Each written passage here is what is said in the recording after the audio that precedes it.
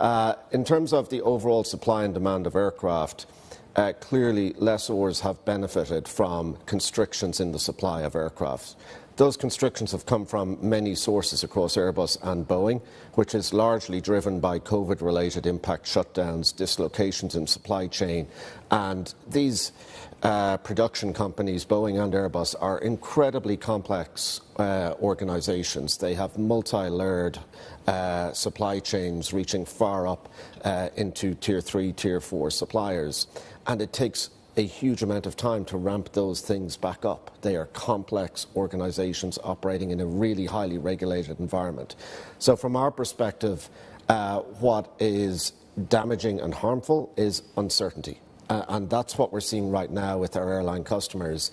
It's the uncertainty around when they will get their aircraft is what's impacting their fleet decisions right now. Leasing is such a bellwether of the global economy. So what is that telling us about the fundamentals, about soft landing? Are the trends consistent with soft landing, or is there anything problematic in terms of a growth scare that could be on the horizon?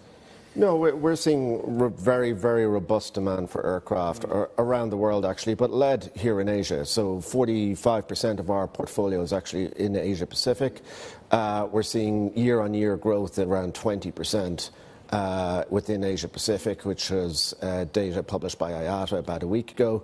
And also what we're seeing is around the globe, planes are full. We're seeing published load factors, which is the amount of seats which are occupied, at around 84%, which is pretty much as good as it gets for this industry.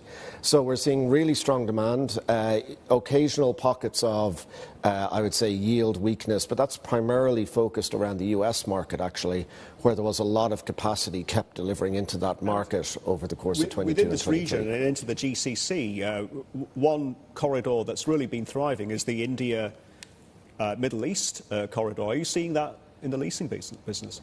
We are, and we're seeing the Indian market generally as being one of the most attractive for the medium term. So India is our largest country exposure today, and over the course of this decade there are 140 million people moving into the middle class, which is where they start to take flights in India.